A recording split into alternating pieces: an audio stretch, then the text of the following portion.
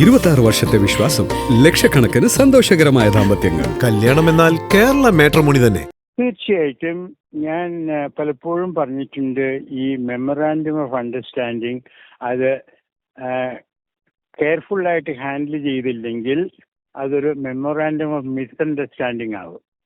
അപ്പം അതാണ് ഇപ്പോൾ പതുക്കെ സംഭവിച്ചു കൊണ്ടിരിക്കുന്നത്. ഇറാൻ പറയുന്നത് ഖത്തരി ടാങ്കറിനെ അവർ അറ്റാക്ക് ചെയ്തു. അതിന് അവർ പറയുന്നത് ഈ ഖത്തരി ടാങ്കർ ഇറാന്റെ ആ സ്റ്റേറ്റ് ഓഫ് ഹോർമസ് മാനേജ് ചെയ്യുന്ന അതോറിറ്റിയുടെ ഇൻസ്ട്രക്ഷൻസിനെ വയലേറ്റ് ചെയ്തിട്ട് വേറൊരു റൂട്ട് എടുത്തു. തന്നെയുമല്ല, ആ ടാങ്കറിന് അമേരിക്കൻ നേവിയുടെ അക്കമ്പനിമെന്റ് ഉണ്ടായിരുന്നു. അപ്പോൾ ഇറാനെ സംബന്ധിച്ചിടത്തോളം അതിൻ്റെ അർത്ഥം ഖത്തർ ഇറാനാണ് സ്റ്റേറ്റ് ഓഫ് ഹോർമസ് കൺട്രോൾ ചെയ്യാനുള്ള അധികാരം, അത് അവർ മാനിക്കുന്നില്ല. അപ്പോൾ അതുകൊണ്ടാണ് ഇറാൻ ആക്രമിച്ചെന്നാണ് ഇറാൻ പറയുന്നത്. അപ്പോൾ അവർ പറയുന്നത് ഖത്തർ ചെയ്ത് തെറ്റാണ്. സൗദി അറേബ്യയുടെ കാര്യത്തിൽ നമുക്കറിയില്ല, ഒരുപക്ഷെ അത് തന്നെയായിരിക്കും ഇത്. പക്ഷേ എൻ്റെ അഭിപ്രായത്തിൽ അങ്ങനെ അമേരിക്കൻ നേവി ഷിപ്പ് ഈ ടാങ്കറിനെ അക്കമ്പനി ചെയ്യാൻ അയച്ചത് മെമ്മറാൻഡം ഓഫ് അണ്ടർസ്റ്റാൻഡിങ്ങിന് ഇതിൻ്റെ ഒരു വയലേഷനാണ്. കാരണം ഇപ്പം എന്താ നടക്കുന്നതെന്ന് പറഞ്ഞാൽ, ട്രംപിൻ്റെ മനസ്സിൽ അദ്ദേഹം തീരുമാനിച്ചിട്ടില്ല. അദ്ദേഹം ഒരേ സമയത്ത് തന്നെ 2 കുതിരകളെ റൈഡ് ചെയ്യാൻ ആഗ്രഹിക്കുന്നു. ഒരു കുതിരയുടെ പേര് ഡിപ്ലോമസി, മറ്റേ കുതിരയുടെ പേര് മിലിറ്ററി ആക്ഷൻ.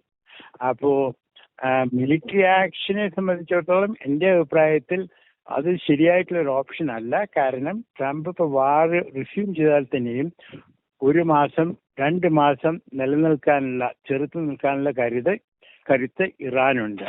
അപ്പോൾ ഇപ്പോൾ നമ്മൾ ജൂലൈ ആയില്ലേ, ജൂലൈ, ഓഗസ്റ്റ്, സെപ്റ്റംബർ, അപ്പൊ നവംബർ ഇലക്ഷൻ്റെ സമയമാകുമല്ലോ.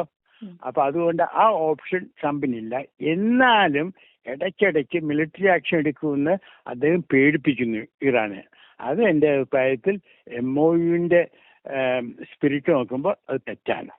ട്രംപ് അത് തീരുമാനിക്കണം. അല്ലെങ്കിൽ 2 കുതിരകളെ ഒരേ സമയത്ത് തന്നെ സവാരി ചെയ്യാൻ നോക്കുവാണെങ്കിൽ എന്താ സംഭവിക്കുക? അതിൻ്റെ ഇടയ്ക്ക് വീഴും. നിലവിൽ തെക്കൻ ഇറാനിലാണ് ആക്രമണം കൂടുതലായി നടക്കുന്നത്. എല്ലാവരും ഒത്തുചേരുന്ന സമയം ഒറ്റ ആക്രമണം നടത്തി ഇല്ലാതാക്കുമെന്ന് കഴിഞ്ഞ ദിവസം ഡൊണാൾഡ് ട്രംപ് തന്നെ ഭീഷണി മുഴക്കിയതാണ്. പ്രത്യേകിച്ച് കൊല്ലപ്പെട്ട പരമോന്നത നേതാവിന്റെ ഖബറടക്ക ചടങ്ങുകൾ പുരോഗമിക്കുമ്പോഴാണ് ഈ അനിഷ്ട സംഭവങ്ങൾ നടക്കുന്നത്. അതുകൊണ്ട് തന്നെ യുദ്ധം കനത്താൽ സംസ്കാരം വൈകിപ്പിക്കുമോ എന്ന ചോദ്യവും പല കോണുകളിൽ നിന്നും ഉയരുന്നുണ്ട്. എൻ്റെ അഭിപ്രായത്തിൽ ഞാൻ നേരത്തെ പറഞ്ഞ പോലെ ട്രംപിന് ഈ യുദ്ധം ഒരു വലിയ തോതിൽ നടത്താനുള്ള ഓപ്ഷൻ ഇല്ല. അതുകൊണ്ട് എൻ്റെ അഭിപ്രായത്തിൽ ഇവർ 2 പേരും സംസാരിച്ചിട്ട് അവരുടെ നെഗോസിയേഷൻസ് തുടരുമെന്നാണ് എൻ്റെ ഇപ്പോഴത്തെ നിഗമനം. പക്ഷേ ട്രംപിനെ സംബന്ധിച്ചിടത്തോളം ഒന്നും പ്രവചിക്കാൻ സാധിക്കില്ല. പിന്നെ നെതന്യാഹു വളരെ ആക്റ്റീവാണെന്ന് നമുക്കറിയാമല്ലോ. അദ്ദേഹത്തിന് ഈ യുദ്ധം നിർത്തരുത്, അദ്ദേഹത്തിന് ഈ യുദ്ധം തുടരണം, അതാണ് അദ്ദേഹം ആഗ്രഹിക്കുന്നത്. ഏറ്റവും പുതിയ വാർത്തകളും വിശേഷങ്ങളും വിരൽത്തുമ്പിലറിയാൻ സീ മലയാളം ന്യൂസ് എല്ലാ ഡിജിറ്റൽ പ്ലാറ്റ്ഫോമുകളിലും ലഭ്യം.